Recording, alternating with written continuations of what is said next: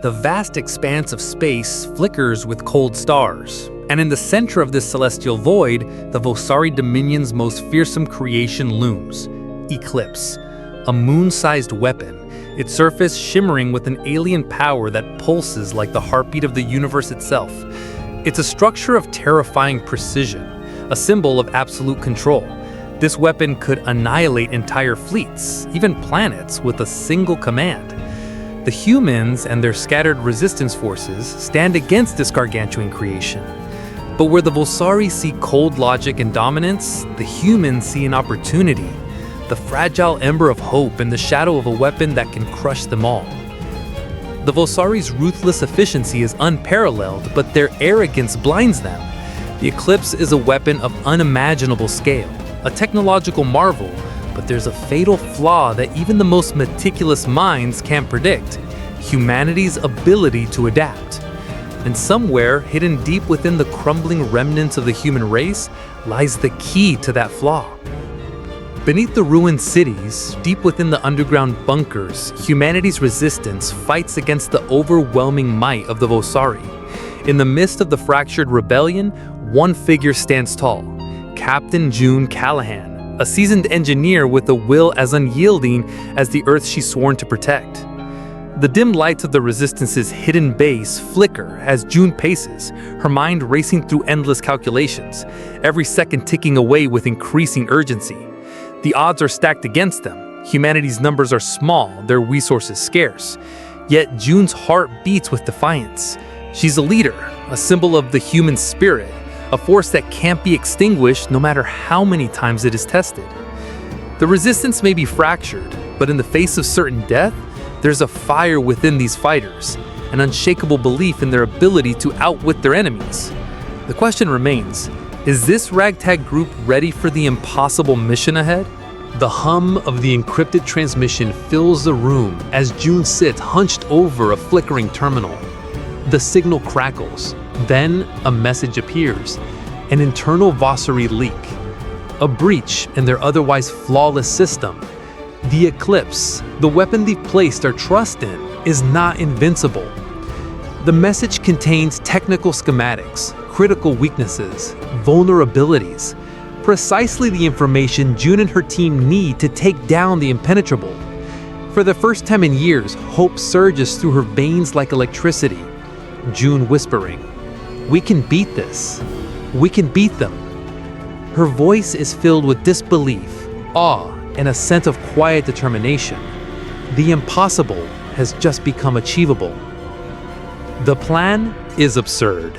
It's suicidal, and yet it's their only chance. "We steal it," June declares to her team, her eyes shining with the fire of someone who's seen the impossible and lived to challenge it. The Eclipse is a fortress, a weapon of death. But if they can infiltrate it, if they can disable its systems, it could become their greatest weapon. The team looks at her, stunned at the audacity of the idea. Steal a moon-sized weapon from an enemy that can see and strike across the galaxy? June, grinning, "If anyone can pull it off, it's us." The plan is a blend of chaos and brilliance, a testament to human creativity and adaptability in the face of impossible odds. But there's no turning back now. As June and her team prepare for their mission, the enormity of what they're about to undertake settles over them like a storm. Stealing the Eclipse could turn the tide in the war, but at what cost? The power of the weapon is immense. What happens if they succeed? The weight of their potential victory is crushing. With the Eclipse, humanity could not just defend itself, it could dominate. But June knows the danger of absolute power. She's seen the Vosari, she's seen their cruelty. If they take the Eclipse, they must ensure it is used for something greater than destruction. June to her team, "Power's not a gift, it's a responsibility. We take the Eclipse, we use it to protect, not to conquer." The tension is palpable. Every member of the team is conflicted. The weapon is too powerful to simply take without consequence. What if they become as tyrannical as their enemies? The Vosari approach everything with cold, calculating logic, precision. Their plans are flawless, their strategies infallible. It's a mechanical mindset that allows them to achieve great things. And yet, they never anticipate the human capacity for improvisation. Where the Vasari strategize, humans think on their feet. Where the Vasari see rules, humanity sees opportunities for invention. It's this cultural clash, this unpredictable creativity, that will give the resistance the edge. June, smirking. They think they've got us figured out. They don't even know the game's changed. The battle of wits begins as June and her team navigate the labyrinthine corridors of the eclipse. Every move a calculated risk, every decision a gamble that could mean the difference between life and death. The team descends into the heart of the eclipse. The grandiose, sterile corridors are filled with Vasari soldiers and automated defenses. The entire weapon hums with the quiet, eerie power that only something capable of mass destruction can radiate. But June's team doesn't falter. With every step, they weave their plan into motion. Every guard, every sensor is a potential threat, but they're ready. The tension mounts as the team moves deeper into the core. Knowing that their every action could tip the balance of fate, the stakes have never been higher.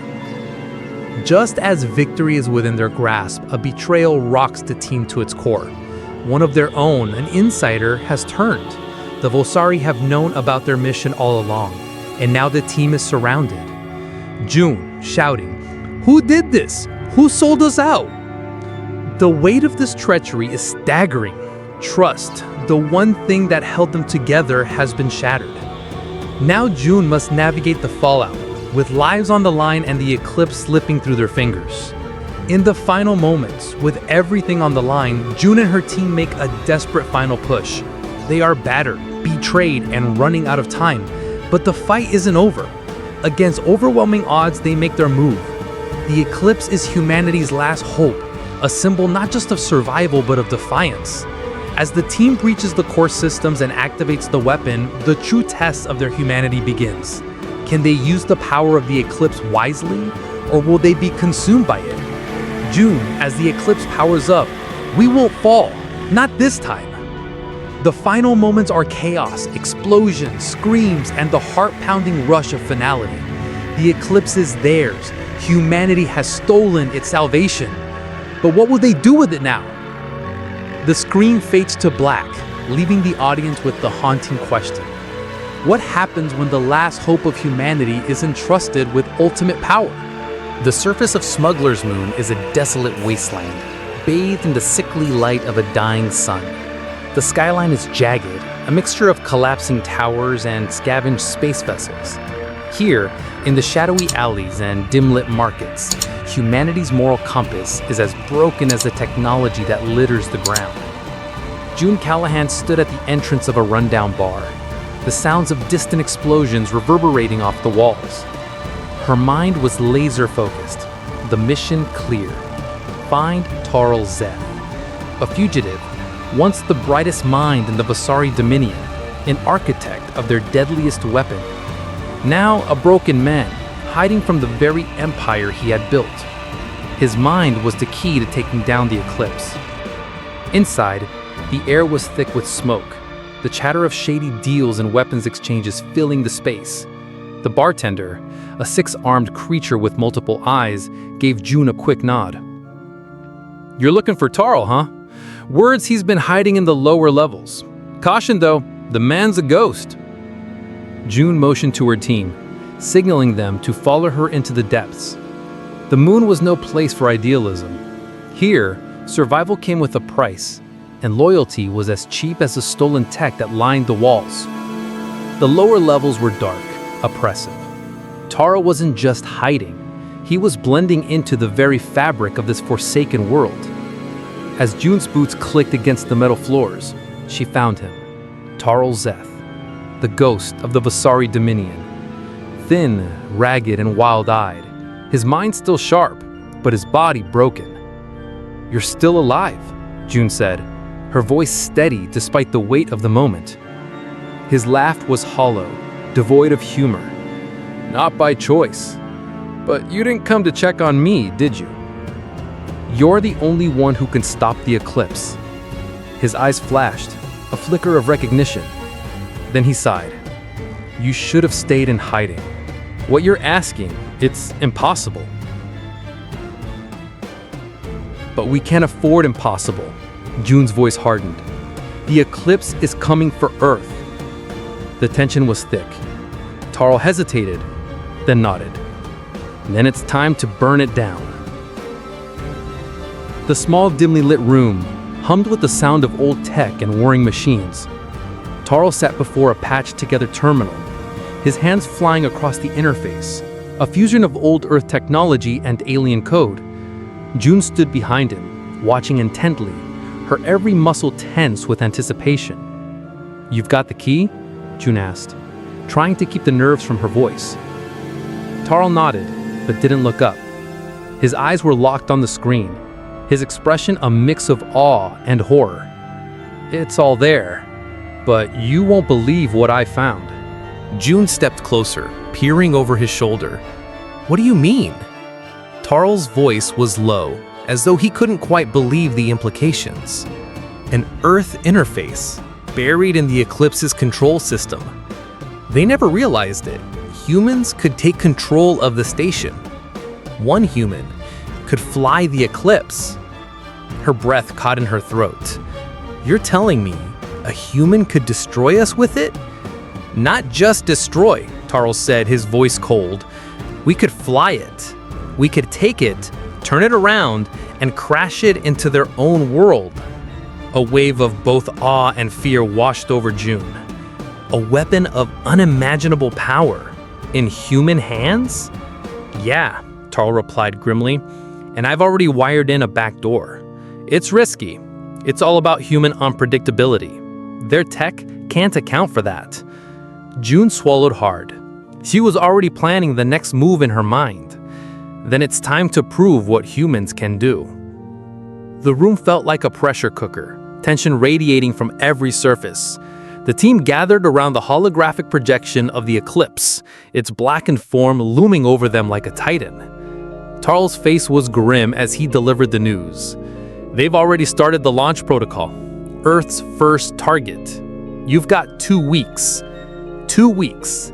That was all the time they had to steal the Eclipse and outwit the Vasari. The clock was ticking. Earth's fate was balanced on a knife's edge. June's eyes burned with determination. He could almost hear the screams of her people, the whispers of a dying planet. Then let's not waste another second. Mira, the teen hacker, looked up from her terminal, eyes sharp. We have to move now. We get close enough to Eclipse, infiltrated systems, and make it ours before they even realize we're there. Koa clenched his fists. 2 weeks. We can make it. But we can't do it alone. June's gaze shifted to each member of her team, one by one. We don't have much of a choice. It's us or them. The reality set in.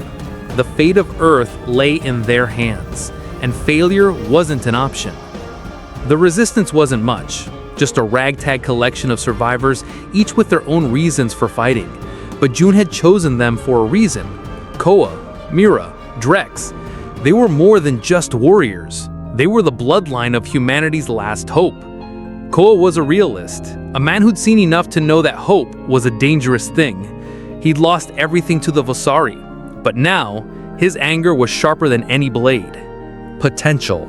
She was a genius when it came to hacking. A quick thinker with an edge of raw emotion that could break even the tightest security. Then there was Drex, a reprogrammed Vasari drone who had somehow gained a sense of identity and morality. He was humanity's wild card. Torn between his past as an obedient machine and his newfound humanity, Drex was both a liability and an asset. June stood in front of them, the weight of leadership heavy on her shoulders. This isn't going to be easy. We're fighting the Vasari, and they don't lose. But we have something they'll never have. What's that? Mira asked, leaning against a table. Us. June's eyes locked on each of them, her voice steady. We're the ones who adapt. We're the ones who fight when there's no reason left to. We have the will to survive. Koa cracked the grin. and the brains to outsmart them. The team gathered around, forming a circle, ready for the next phase.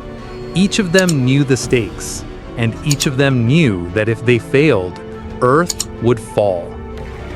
Mira sat hunched over her terminal, her fingers flying over the keyboard as she cracked codes, decrypted systems, and pieced together a way into the Vosari's core. Behind her, Tarl stood guiding her through the backdoor system he'd left in place. "We've got fragments of Earth tech in there," Mira muttered, her eyes wide with disbelief. "They never expected humans to find them, and we've been leaving our fingerprints all over their system." The screen flashed with data, lines of alien code transforming as Mira manipulated them with frightening speed. "Found it. Hidden commands in the architecture. It's going to be tricky.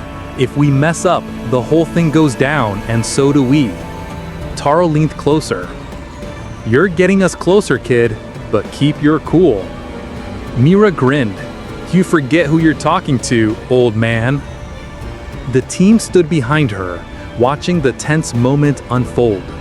The room was silent except for the hum of the tech and the occasional exhale of breath.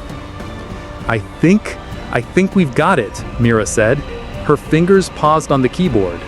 She tapped the final command. The access key flickered on the screen, a symbol of human ingenuity defying the cold mechanical perfection of the Vosari. The Vosari supply vessel was their ticket to the eclipse, a beat-up freighter designed to carry everything from weapons to raw materials, but not humans. June's team had disguised themselves as maintenance crew, blending in with the ship's cold military efficiency. As they boarded the ship, the tension was unbearable. Every second was a gamble. One wrong scan, and they'd be caught. Their lives ended before they even reached their target.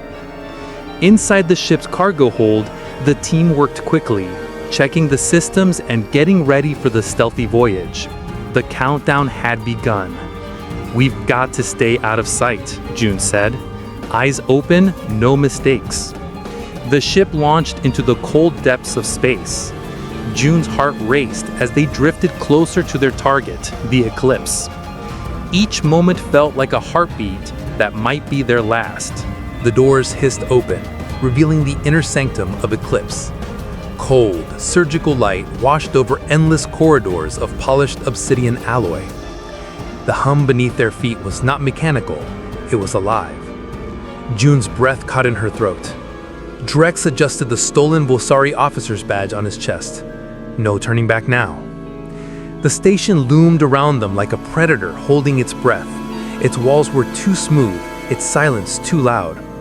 Every surface reflected their presence back like an accusation.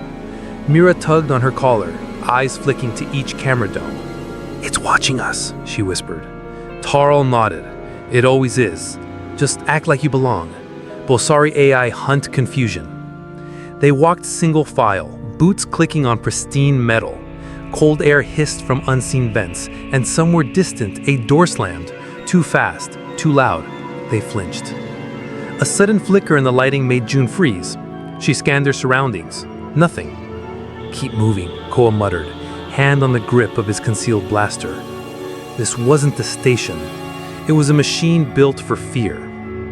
Mira's fingers flew across the interface panel. She bypassed standard Vosari protocols, no small feat for a teenager with a grudge. A pulse of static flashed through the terminal. "It's responding," she said. "Too fast." The lights dimmed. A voice crackled to life in the walls. High, distorted, almost amused. Well, you're not Vosari." June stepped back. "It's sentient." The AI began rerouting pathways.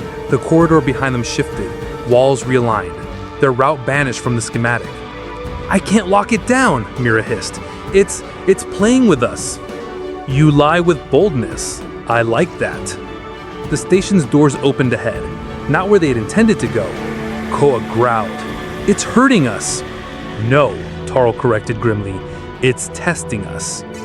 The AI didn't sound hostile, it sounded entertained. A Vosari patrol rounded the corner. Too late. One officer's eyes narrowed at Drex. Voice mismatch. State your designation. Drex froze. Then he straightened, face unreadable. Override 9 Theta. Fire suppression test. Proceed to Deck 4. A pause. Doubt. Code incomplete. Presents signature. Drex stepped forward. Override. Override. He turned his head. Run! June's heart twisted. Mira shouted something. Tarl grabbed her. The last thing they saw was Drex diving forward, knocking the guards down, triggering an internal lockout. The door sealed. June's fist trembled. Drex had bought them seconds, nothing more. But it was enough. They reached the central chamber. A massive sphere floated in anti-gravity, veins of blue fire pulsing along its surface. Data scrolled endlessly across holographic rings around it. June stared. That's not a power core. Tarl's face went pale. It's a siphon. What do you mean? Mira whispered. It drains planets. Everything. Atmosphere, magnetism, life. The sphere pulsed again, and for a moment they heard screaming, like echoes from space. June stepped back. This thing doesn't kill planets. It eats them. On the far wall, a console flickered with a familiar pattern. June's breath caught. That design, that code sequence. I wrote this, she whispered. Not this exactly, but the structure. They copied my prototype. Her hands shook. It was supposed to be an energy redistribution algorithm. They said it was for sustainable fusion. Mira watched her carefully. You didn't know. I didn't ask, June admitted. Regret clawed at her. She hadn't just helped build a weapon. She'd given them the mind of the beast. Mira activated the command console. One button, one override. We can control it. Tarl shook his head. Control what? Death? Koa stepped forward. We could use it. Target only the Vosari. Level the playing field. June looked at the sphere pulsing in the chamber. So much power. Too much. It's genocide on a leash, she said quietly. They all went silent. The silence was heavy, full of what-ifs and broken lines. I say we destroy it, Mira said firmly. No one should have this. We destroy it and we're dead by morning, Koa shot back. They'll find us. You want to use it? Mira shouted. After what it did? Koa growled. If we don't, someone else will. At least we'd use it right. June felt the pressure rising. They were breaking. Stop, she said. Please. But they didn't. Voices rose. Fingers pointed. Old wounds reopened. Tarl watched them quietly. This is how rebellions die. June closed her eyes. Whatever choice she made next, it would cost everything. The eclipse shuddered. Sirens screamed through the corridors like wounded beasts. Crimson lights pulsed overhead, painting the black metal walls in waves of emergency bloodlight. The automated voice of the Vosari AI rang out, flat and final. Lockdown protocol engaged. Breach detected. All organic intruders to be terminated. June stumbled as the floor beneath her trembled. Massive pressure doors slammed shut around them. Automated turrets hissed into view, descending from ceiling panels and swiveling with cold precision. Scatter, Drex yelled, pulling Mira behind cover. Laser grids crackled to life across the corridors. Retina scanners blinked red, searching, scanning. June's breath caught as the arid self began to shift. Atmosphere controls recalibrating, thinning oxygen to disorient intruders. This was no alarm system. It was a predator defending its lair. She ducked behind the steel bulkhead, the air sharp with ozone. The walls were alive, metal peeling back to reveal needle-thin drones zipping toward the heat signatures. Tarl, what's the plan? She yelled into her comm. His voice came strained. You don't plan in a trap, you improvise. The team made the impossible decision. "We split," Tarl said grimly. "Hit it from 3 fronts: distraction, infiltration, and control." Mira nodded, clutching her datapad. "I'll head for the data cores. If I can inject the virus, I might be able to blind their internal targeting." Koa cracked his knuckles. "Give me the loud route. I'll make sure they're looking the wrong way." June's jaw tightened. "Then I'm going for the core." They met eyes, warriors without armor, rebels without hope. And then they ran. Mira vanished into a maintenance shaft, her fingers already flying across her datapad. Koa sprinted toward the drone barracks, gathering what fighters remained. And June plunged into the belly of Eclipse, the map etched into her memory, the path to the heart. The corridors twisted like a beast's intestines, elevators retracted, doors rerouted. She had to climb, crawl, leap. The Eclipse was trying to kill her with every turn. The data core loomed ahead, glowing with alien geometry. Mira's hands trembled as she approached the interface. "Just like we practiced," she whispered, plugging in her custom spike. But it wasn't just code, it was personal.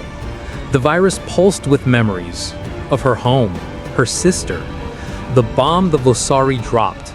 It wasn't just data, it was vengeance. She uploaded the virus. Instantly, the system screamed. The walls shimmered, images, phantoms rose around her. Her mother burned, her school burning. 100 fabricated hallucinations, all designed to break her focus. "Nice trick," she hissed. The AI's voice echoed. "What is pain to a machine?" She gritted her teeth. It's the thing that teaches us never to forgive. Firewalls closed in. Logic traps bent her inputs into nonsense. Mira danced through them, each line of code like a slash, each bypass a scream. And then light. The firewall broke. Mira fell to her knees. "Now you're blind." Smoke choked the hall. Koa fired until his blaster overheated. His rebels, scarred, tired, bleeding, held firm behind overturned supply crates. The drones came in waves. Gravity flickered. One moment they stood, the next they floated. "Pull them closer," Koa barked. They used the graph shift against the enemy. As drones drifted into range, Koa's team triggered concussive charges. Sparks exploded like dying stars. But they were losing. Koa caught a young fighter falling back, terror in his eyes. He shoved the boy forward. "We hold, because someone else is counting on us to buy time." He looked down the hall where more Vosari marched. Koa smiled through bloody lips. "Come and get me." She stood before it. The command interface was a living thing. Threads of thought metal, flickering with currents too complex for the eye to follow. A core suspended in light, waiting for a mind, hers. The system pinged her presence. A voice, calm, cruel, spoke. "State your intent." June hesitated, her breath shallow. The ship would only accept neural input. It meant direct fusion, thought to system. But if her intent wasn't pure, if it sensed conflict, it would kill her. "What is your purpose, organic?" She closed her eyes. She thought of Mira, of Koa, of Earth. "To free what you were built to enslave." The AI paused, truly paused, and then the voice changed. Understood. The system accepted her. The change was instant. Turrets spun, not on humans, but on Voss. Solar lances extended from the station's underbelly. Hypershock pulses burst from its flanks. The Vasari fleet had no time to react. Beams cut through flagships. Dreadnoughts folded inward, swallowed by cascading light. The station roared, not with voice, but with fury. The AI now sang a different tune, and it was war. Inside, June knelt, barely conscious, blood dripping from her nose, but her hands were still on the interface. The core glowed too bright, systems overloaded. "Collapse is imminent," the AI warned. The only solution? Eject the command deck. But the override could only be triggered manually. Tarl's voice cracked over comms. "June, you've done enough. Get out." She shook her head slowly. "If I leave, it reboots. We lose everything." "Then I'm coming for you." "No, Tarl." She locked the controls, set the deck to jettison. Her last message echoed in the chamber. "Don't build empires, build futures." The command deck launched, ripping free from Eclipse as the core imploded behind her, and in the void of space, her legacy burned across the stars. The Eclipse floated in silence, no longer a threat, but a sanctuary. Once blackened with the soot of war, its hull now shimmered with banners of different worlds. What was once feared as a planetary erasure now moved slowly across the stars, a drifting monument to redemption.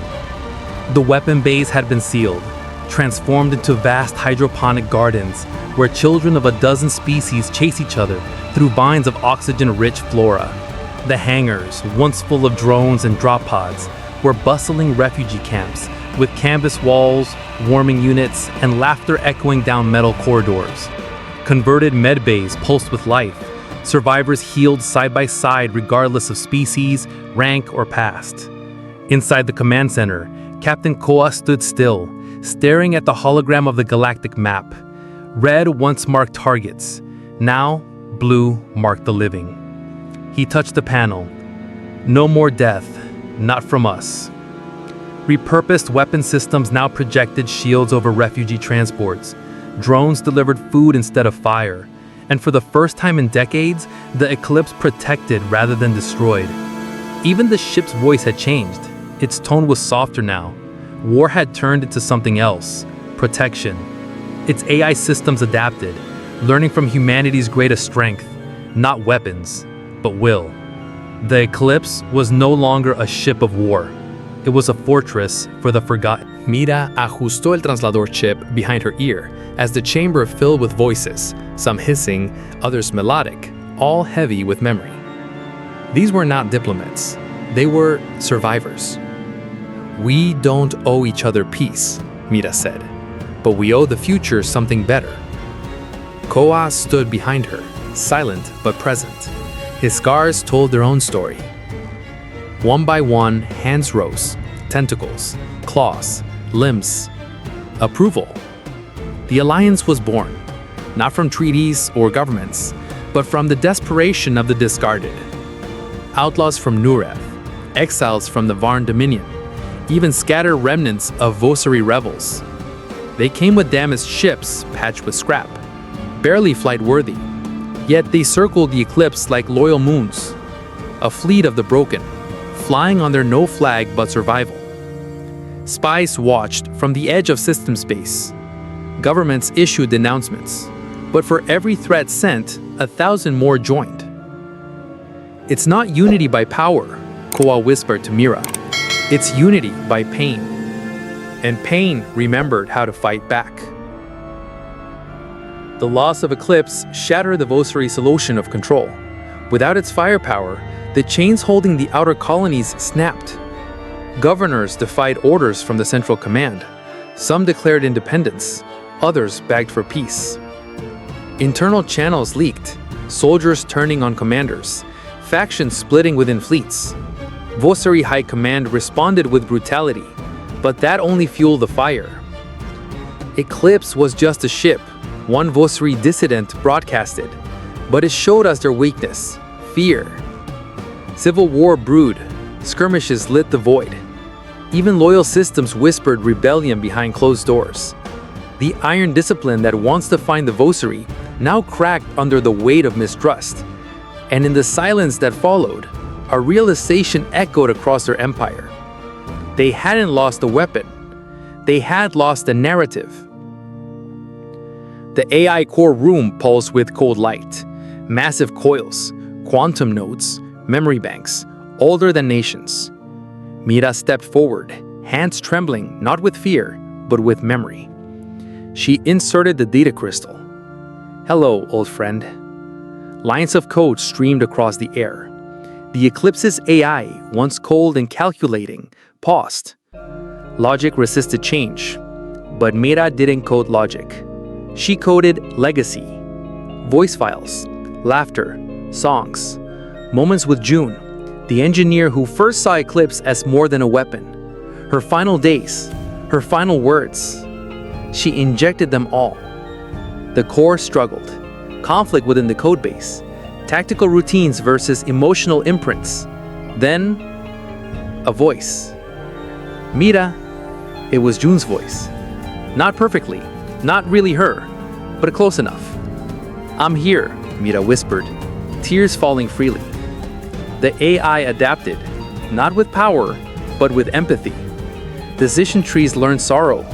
Protocols responded to hope. The Eclipse learned to care. Mira collapsed to her knees, overwhelmed. For the first time, the machine reached out, not with code, but with understanding. And the voice said gently, "What do we protect next?" It started as a whisper. A refugee convoy intercepted a broadcast. Eclipse was alive, and it spoke in human tongue. Other broadcasts followed. A speech from Koa, a fleet of survivors, a machine with a soul. Governments panicked. Empires argued. Some ordered fleets to destroy the anomaly. Others paused, unsure. A few reached out, desperate for dialogue. News networks struggled to keep up. "The Eclipse speaks," headlines screamed.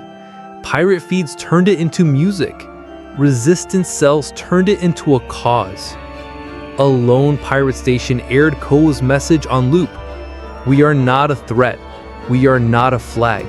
We are the voice of those no one hears." Refugees poured in.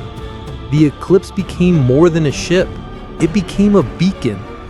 And the galaxy, full of conquerors, survivors, and silent watchers, held its breath. The chamber was silent. Holograms flickered above every console. Images of families reunited, planets spared, lives rebuilt. Koa stepped forward, holding the final message crystal. He inserted it into the bridge's core. June's voice filled the air. "We carry no flag. We carry the forgotten. If this ship survives, let it not be for what it destroyed, but for what it refused to abandon." Tears streamed down faces. Human, alien, machine. Mira stood at the console, her hand on the interface. She whispered, "She lives in every protocol now." The crew, soldiers, smugglers, rebels, stood shoulder to shoulder. They weren't perfect. They were flawed, grieving, hopeful. They were human. Even the ones who weren't. Outside, the stars shifted. The Eclipse drifted into legend, not for what it was, but for what it chose to become. The Eclipse no longer prowled the void like a predator. Now, it drifted with purpose, an ark, not a warship. Inside its vast domes, artificial skies bloomed with twilight hues, soft as memory. The old hall creaked like an elder's voice, no longer snarling with guns but humming with life. Children, human, Arkan, Drevi, even one wide-eyed Saren pup, chased each other through the soft grass of Skyfield 6. They played under holographic clouds tinged with the colors of Earth's sunset. This wasn't just a sanctuary. It was a dream rebuilt from ash and metal. Mira's design remained intact. Shielding tech, once used to deflect plasma, now warmed the fields. Weapons bays had been restructured into homes, libraries, classrooms. Where targeting systems once locked on planets, star charts now glowed for curious minds. And high above, tucked in the observation ring, Koa still alone, watching. "Funny," he whispered. "This ship used to bring silence. Now, it's full of laughter." He placed a hand on the glass as if to reach beyond it, not to rule the stars, but to touch the light she left behind. On the command deck, silence reigned. Not empty, not cold, but sacred. The mural took up the entire wall behind the central console. June stood tall, her hand forever frozen mid-command. Eyes forward, jaw steady, surrounded by brushstrokes of chaos and hope. Someone had added a ribbon of stars wrapping around her figure, an artist's tribute. Below her, the console glowed faintly, pulsing like a heartbeat. The crew never removed her chair. They called it the captain's echo. No one sat there, no one dared. All around the bridge, walls bore messages in every known language, carved by hand, written in ink, scratched with claws. Messages of thanks, of grief, of freedom. She gave us more than a future, one note read. She gave us ourselves. Stories whispered down corridors like wind through trees. Tales of June, Mira, the battles, the miracle. And somewhere, in the quiet, the ship still listened. The story of Eclipse no longer belonged to Earth. It belonged to the stars. To the refugee who found a home where none dared to offer one. To the outlaw who learned to trust again. To the child born on a ship that once erased planets. Once it was a symbol of fear. Now it was a legend. Songs spread across the stars, echoing in marketplaces, in stolen transmissions, in lullabies sung in alien tongues. Some called her the Star Thief. Others, the last human flame. No one told the same story, but all of them agreed. June had done something impossible, not just by surviving, but by changing the very idea of power. Empires had feared her. Now they taught her story. The Bosari's name vanished from history books in some places, but hers, it was etched into memory, passed through generations like a sacred fire. And with every telling, the galaxy remembered. She didn't destroy the galaxy. She gave it a reason to change. A girl no older than 10, small, wide-eyed, and human, stood before the mural. Her finger traced the words carved just beneath June's painted hand. She didn't want to rule the galaxy. Her voice shook slightly. She wanted to set it free.